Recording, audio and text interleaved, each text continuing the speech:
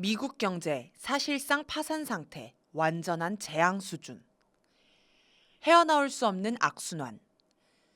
미국 기준금리를 결정하는 연방준비제도 이사회는 2023년 말 물가 상승률이 3%대를 유지하자 물가 상승세는 끝났다면서 2024년부터 금리 인하를 시작할 것이라고 했습니다. 미국 물가 상승률은 2021년 3월에 1.7%였다가 2022년 7월에는 무려 9.1%까지 치솟았습니다. 이것은 40여 년 만에 가장 높은 물가 상승률이었습니다. 미국은 2008년 세계적 금융위기 때 뿌렸던 돈을 회수하기도 전에 코로나19를 맞이하게 되었고 코로나19 대유행을 벗어나기 위해서 더 많은 돈을 뿌렸습니다. 그 결과 마구잡이로 뿌려진 돈이 물건 가격을 엄청나게 폭등시킨 것입니다. 연준은 물가 상승을 막기 위해 돈을 회수하려고 했습니다. 금리를 올리면 대출이 줄고 저축이 늘어 시장에 유통되고 있는 돈을 회수하는 효과가 있습니다. 그래서 2023년 3월 금리를 0.25%포인트 올린 4.75%에서 5%로 결정한 이후 5월에 0.25%포인트 인상, 7월에 0.25%포인트 인상에 5.25%에서 5.5%까지 이르렀습니다. 연준은 지난 2년간 40년 만에 최고치로 치솟은 물가 폭등에 대응하기 위해 40년 만에 가장 빠른 속도로 금리를 올린 것입니다. 금리를 급격히 올리다 보니 돈이 돌지 않아서 소비와 기업 투자가 줄어들고 경기가 위축되었습니다. 이자 부담으로 기업, 은행이 파산하는 부작용이 나타났습니다. 이것을 해결하기 위해서 금리를 낮춰야 하는데 2023년 12월 물가 상승률이 3%대를 유지하자 금리 인하를 시사한 것입니다. 그것을 반영한 듯 제롬 파월 연준 의장은 3월 7일까지만 해도 금리 인하는 멀지 않았다라고 이야기했습니다. 같은 날 크리스틴 라가르드 유럽중앙은행 총재도 6월 금리 인하 가능성을 내비치며 금리 인하 분위기에 힘을 실었습니다. 그런데 한 달 만에 이것을 뒤집고 금리 인하에 대해서 부정적인 의견들이 전문가들 사이에서 자꾸 나오고 있습니다. 우선 파월 의장 자신부터 3월 29일 현 금리 수준으로 경제가 안 좋아지지 않는다라며 인하를 서두를 필요가 없다라고 한발 물러서는 발언을 했습니다. 닐 카시카리 미국 미니애폴리스 연방준비은행 총재는 4월 4일 미국 언론과 인터뷰에서 지난달 연준이 올해 2차례 금리 인하를 예고했지만 물가 인상이 계속 정체되면 연말까지 금리 인하가 필요하지 않을 수 있다라고 밝혔습니다. 카시카리 총재의 발언으로 이날 미국 증시가 일제히 1% 이상 급락하였습니다. 카시카리 충격이 미국 자본시장 전체에 퍼지고 있다는 이야기가 나옵니다. 금리를 올려야 한다는 주장도 나옵니다. 지난 5일 미셸 보우먼 연준 이사는 물가 인상 둔화세가 멈추거나 반등한다면 향후 통화정책회의에서 기준금리를 추가로 높여야 할 필요가 생길 위험이 있다고 생각한다라고 밝혔습니다.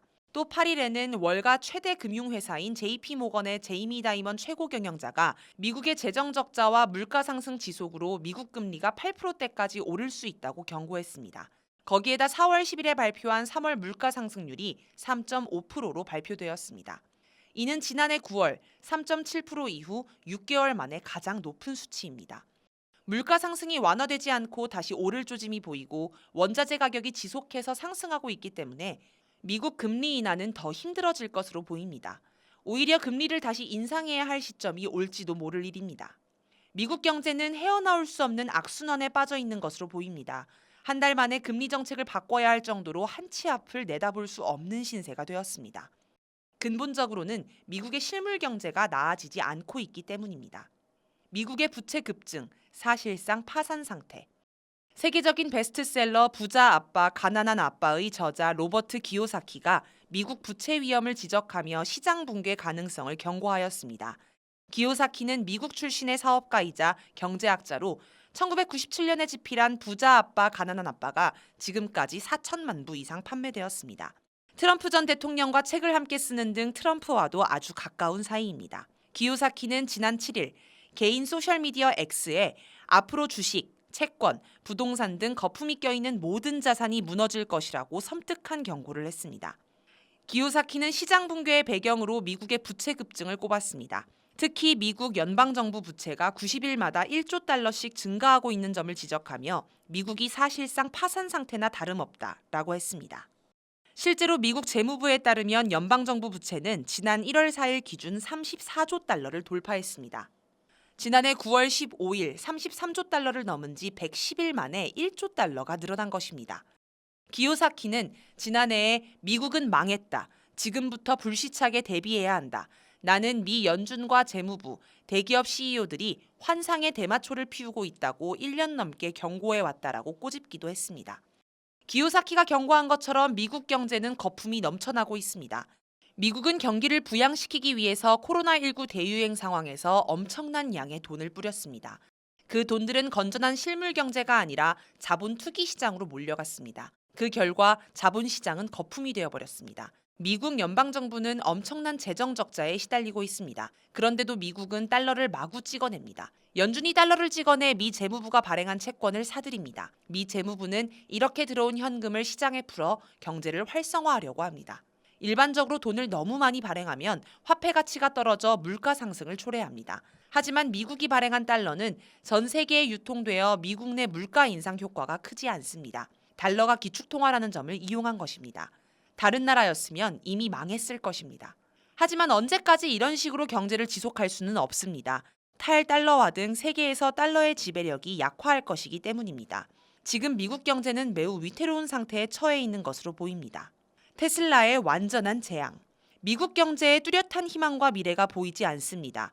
미국 최대 전기차 기업인 테슬라가 올해 1분기 시장 전망을 크게 밑도는 차량 판매량을 기록했습니다. 테슬라가 공개한 1분기 차량 판매량은 38만 대에 그쳤습니다. 이는 전년 동기 대비 8.5% 감소한 것으로 분석가들이 예상했던 46만 대보다 훨씬 적은 양입니다. 웨드부시 증권의 댄 아이브스 분석가는 CNBC와 인터뷰에서 1분기 인도량 부진을 예상했음에도 그 결과는 말로 설명할 수 없는 완전한 재앙 수준이라고 설명했습니다. 일반적으로 테슬라의 실적이 좋지 않다고 해서 완전한 재앙이라고까지 표현하진 않습니다. 앞으로 계속해서 테슬라의 실적이 좋지 않을 것으로 예상되기 때문에 한 발언으로 보입니다.